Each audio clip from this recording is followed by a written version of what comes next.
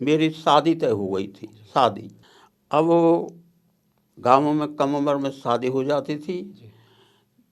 शादी की तारीख आ गई, लगन रख गई, मैं नहीं गया। ये कह के नहीं गया, पर्चे चल रहे हैं, पढ़ाई चल रही है।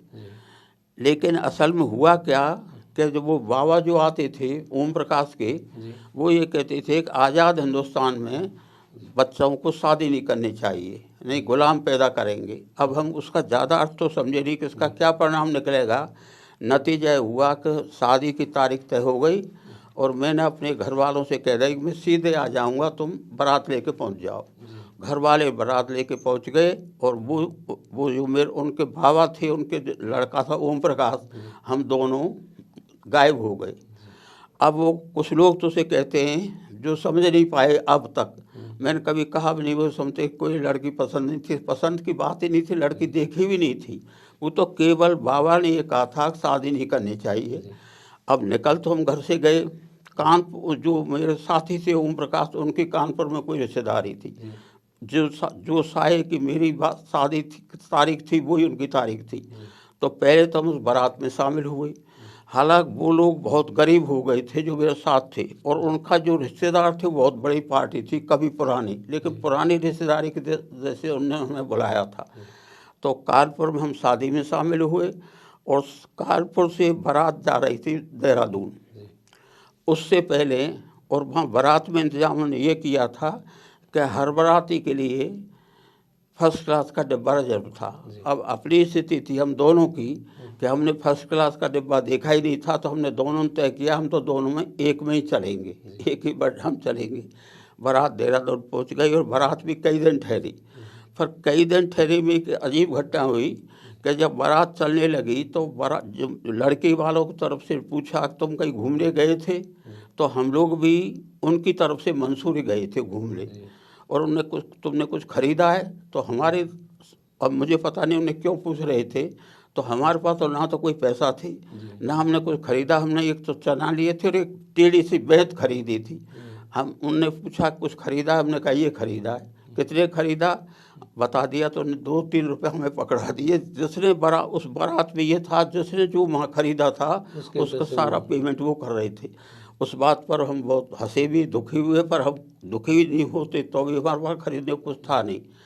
अब उसके बाद सवाल ये खड़ा हुआ, घर से तो निकल आए, अब क्या करें, कहाँ जाएं। तो उनके यहाँ से तो कह दे चल देख हम वापस जा रहे हैं, लेकिन घर आने की हिम्मत ही नहीं थी डर की वजह से।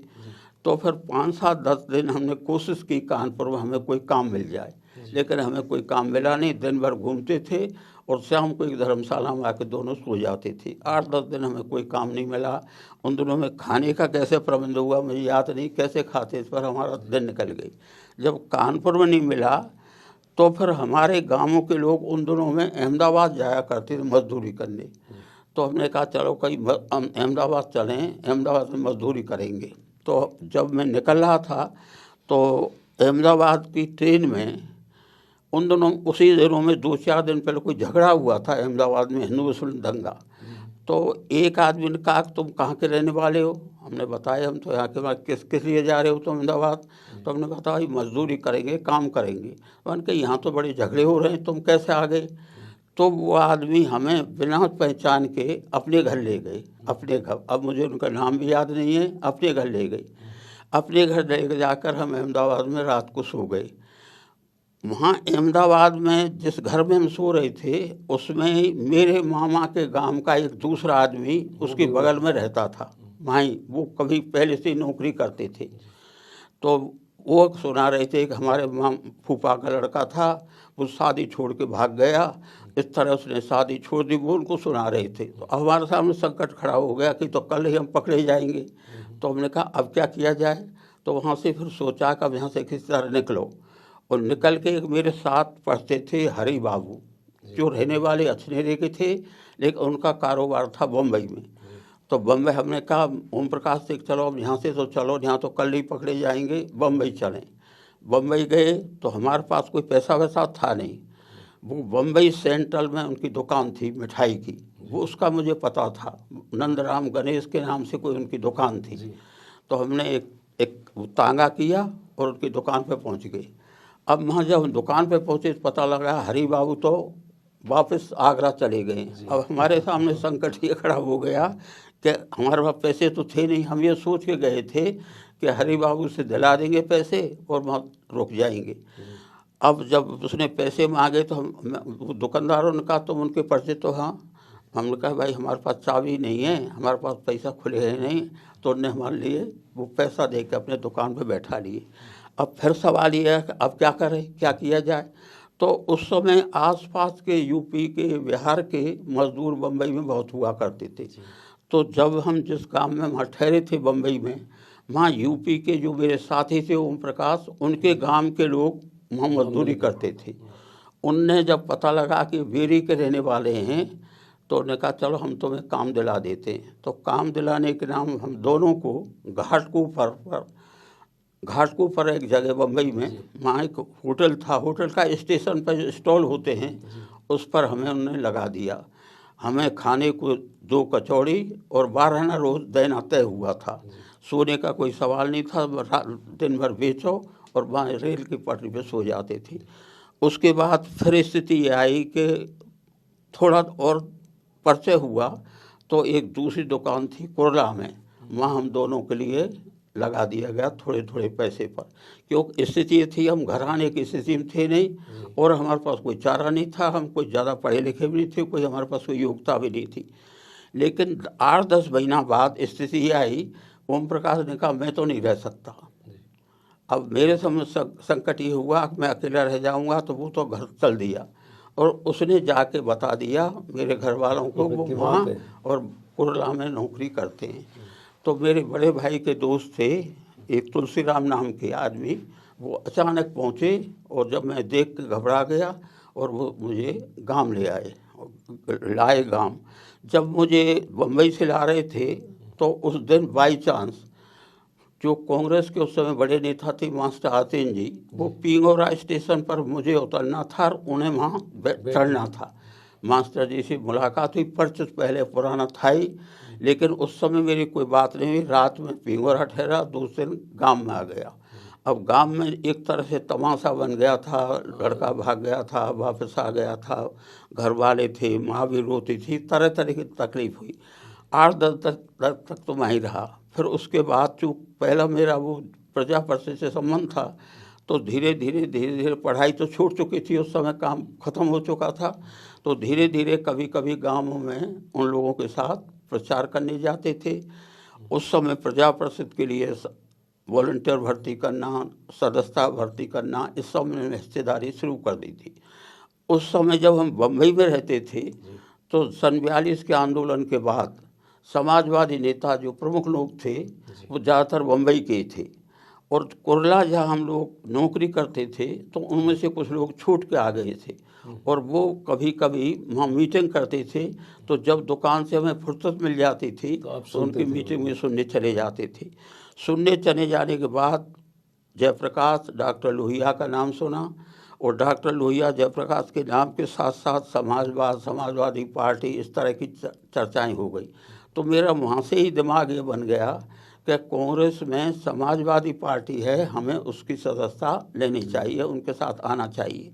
जब मैं यहाँ प्रजा परिषद में आ गया तो हालांकि मैं कोई संस्थात्मक सदस्य में नहीं था, लेकिन वहाँ कांग्रेस के भीतर जो कांग्रेस सोशलिस्ट पार्टी बन गई थी सन 34 में, मैं उस पार्टी से संपर्क में आया और उस पार्टी के संपर्क में आने के बाद सामाजिक खड़ा ये हो गया कि हमें समाजवादी विचारधारा, समाजवादी साहित्य को पढ़ने का शौक़ लगा, पढ़ना शुरू कर दिया। अब इस बीच में सन 47 में देश आज़ाद हो गया और कांग्रेस ने के भीतर से जो समाजवादी पार्टी थी उनने कांग्रेस छोड़ने का फैसला कर लिया। वो सभी अलग हो गए, सब अलग हो गई फैसला। जिस दिन फैसला हुआ था छोड़ने का, उसी दिन मेरी दूसरी शादी की तारीख तय थी। उस दिन शादी में जाना था। उससे 2-3 दिन पहले वहाँ कांग्रेस का उस समय चुनाव हुआ था। तो उस समय कांग्रेस उस समय जो प्रजा परिषद थी उसके अध्यक्ष तो बनाए थे जगपत सिंह, जो एक वकील थे, नगर के रहने वाले थे। और मैं चूँकि नया लड़का था लेकिन उत्साहित था, काम करता था, तो मुझे वहाँ दिन सेक्रेटरी बना दिया गया उस उस समय प्रजा परिषद की कांग्रेस की जो बॉडी थी उसका सेक्रेटरी। दूसरे दिन समाजवादियों ने कांग्रेस छोड़ दी। मेरे शादी का दिन था। उस समय के जो नेता थे राज बहादुर जी वगैरह वो उस बारात में जाने वाले थे, लेकिन जब कांग्रेस के छोड़ने का फैसला आया तो मैंने भी पार्टी छोड़ दी, वो कांग्रेस छोड़ दी।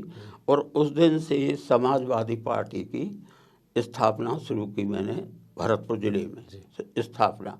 ये कब की बात है? ये बात 1948 में सबसे पहले।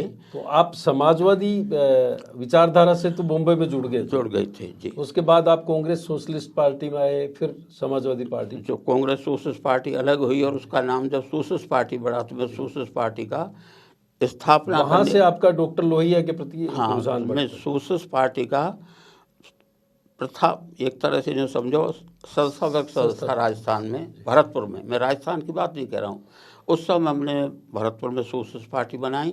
और जब मैंने सोशलिस्ट पार्टी बनाई तो फिर राजस्थान के अन्य जिलों में, उस समय मेरा उनसे किसी से परिचय नहीं था, पर कई प्रमुख नेता थे जो पहले कांग्रेस में रह रहे थे, वो भी कांग्रेस से अलग होकर उन्हें अलग अलग राज्यों में अलग अलग रियासतें थी उस समय सब ने सोशलिस्ट पार्टी बनाई। जैसे कोटा में हीरालाल जैन पुरुषोत्तम मंत्री उनने वहाँ स्थापित की, उदयपुर में नरेंद्र पाल चौधरी, राजेंद्र पाल चौधरी उनने वहाँ सोशलिस्ट पार्टी की स्थापना की, भाई भगवान, कई लोगों ने सोशलिस्ट पार्टी की स्थापना की। तो जब कई जगह सोशलिस्ट पार्टी की स्थापना हो गई, उसके बाद फिर राजस्थान एक होने का आंदोलन चला था, राजस्थान एक करो, क्यों उस समय। उसके बाद राजस्थान की जो अलग अलग रियासतें थी उनकी जैसे एक मत्स्य बना था पहले, मत्स्य, तो उसमें भरतपुर, करौली, धौलपुर और ये मध्य प्रदेश में ये 4 रियासतें थी। इसी तरह से ग्रेटर राजस्थान बना, दूसरा राजस्थान बना। इन कई राजस्थान बनने के बाद फिर ये सवाल चला कि इस राजस्थान का एकीकरण होना चाहिए। तो डॉक्टर लोहिया ने इस आंदोलन को छेड़ा, राजस्थान एक करो। उस राजस्थान एक करने के संपर्क में फिर जो अलग अलग राज्यों में अलग अलग रियासतों में हमारे दल बने थे, फिर हम सब लोगों का मिलना जुलना हो गया और मिलके फिर राजस्थान में सोशलिस्ट पार्टी की स्थापना की, जिसमें मैं भी था, मुरलीधर व्यास थे, हीरालाल जैन थे, चौधरी नरेंद्र पाल थे, भाई भगवान थे और बहुत से लोग थे। उसमें अलग अलग राज्यों के सब अलग अलग जिलों के अलग अलग लोग थे। उस समय सोशलिस्ट पार्टी का एक संयुक्त रूप राजस्थान में सबसे पहले विरोधी दल के रूप में हम लोगों ने राजस्थान में राजनीति शुरू की थी।